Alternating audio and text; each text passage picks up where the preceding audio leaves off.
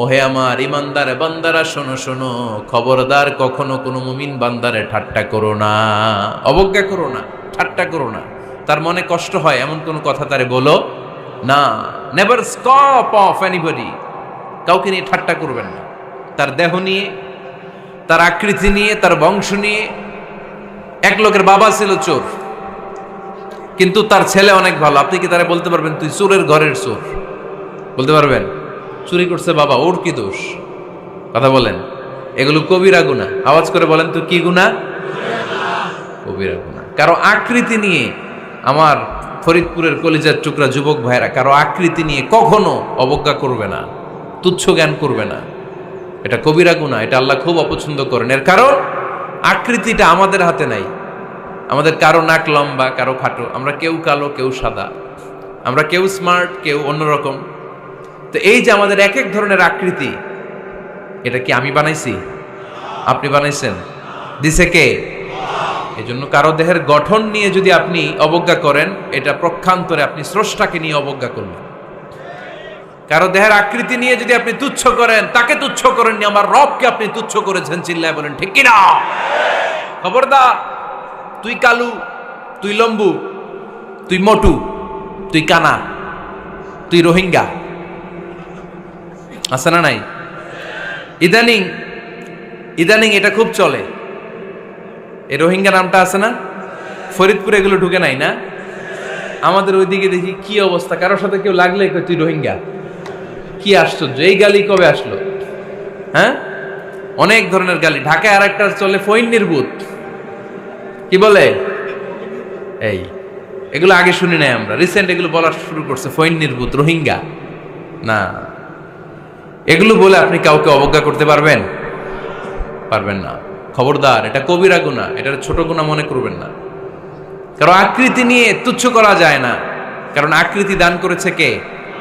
হুয়াল্লাযী ইউসাউইরুকুম feel আরহামি কাইফা ইয়াশা, লা ইলাহা ইল্লা হুয়াল আজিজুল হাকীম। তিনি এমন সত্তা যিনি তোমাদের চেহারার অবয়ব দিয়েছেন, তোমাদের আকৃতি দান করেছেন তখন যখন তোমরা মায়ের পেটের ভেতরে ছোট্ট জোকের মতো ছিলা। মায়ের পেটের ভেতরে আমরা যখন সবাই এত ছোট্ট, তখনই আমাদের চেহারার আকৃতি দিয়েছে কে? কে সুন্দর হব, কে ছেলে হব, কে মেয়ে হব, কে মোটা হব, কে চিকন হব আমার ইচ্ছায় হয়েছি? আওয়াজ করে বলতে হবে, কার ইচ্ছায়? প্রত্যেককে যদি আল্লাহ প্রত্যেকের নিজের চেহারা ডিজাইন করতে দিতেন, আল্লাহ যদি বলতেন তোমার চেহারাটা কেমন হবে তুমি ডিজাইন করো, তাহলে আপনি আপনারা কেমন বানাতেন?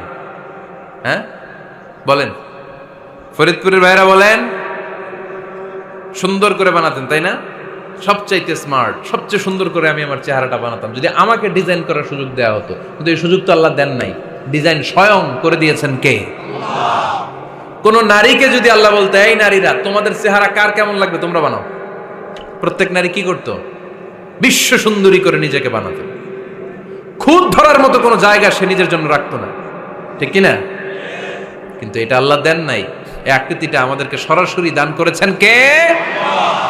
খবরদার, আমাদের অনেকে বিকলাঙ্গ, আমাদের অনেকের হাত ছোট, পা বড়, দেখতে মোটা, কেউ চিকন, কেউ কালো। খবরদার, কারো আকৃতি নিয়ে কখনো কোনো অবজ্ঞার সুরে, ঠাট্টার সুরে কোনো কথা আমরা বলবো না। রাজি আছেন? সবাই রাজি আছেন?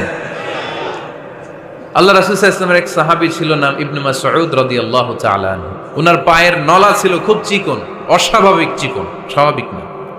তো উনিও এটা ঢেকে রাখতেন, দেখাতেন না কাউকে। একদিন উনি খেজুর পাড়ার জন্য খেজুর গাছে উঠলেন। খেজুর গাছে ওঠার পরে নিচ থেকে সাহাবারা পায়ের চিকন নলা দেখে ফেলছে। দেখে সবাই হাসি, সবাই হেসে কুটি কুটি। বিশ্বনবী বললেন, হেসো না, খবরদার, আমার ইবনে মাসুদের পায়ের চিকন নলা দেখে হেসো না। আমার ইবনে মাসুদের এই পায়ের চিকন নলা যদি মিজানের পাল্লায় উঠিয়ে দেয়া হয়, কিয়ামতের দিন উহুদ পাহাড়ের চেয়েও ভারী হয়ে যাবে।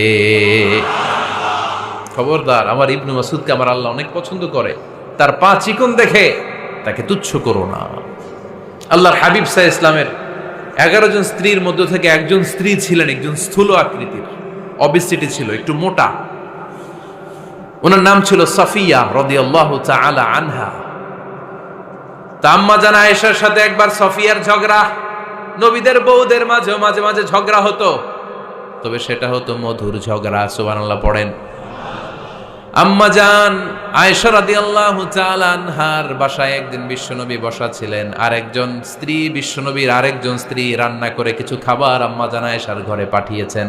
এক দাসী দিয়ে বলল, যাও এটা আয়েশার ঘরে দিয়ে আসো, কারণ নবী আয়েশার ঘরে। আম্মা জান আয়েশা রাদিয়াল্লাহু তাআলা আনহা বললেন, এগুলো কি? ওই দাসী বলে, তরকারি। কে দিছে? অমুক স্ত্রী। কেন দিয়েছে? আমি কি রান্না করতে পারি না? তোমরা রান্না তোমরা খাও। এই কথা বলে পাতিল সহ উড়ায় মারছে চেহারার মধ্যে।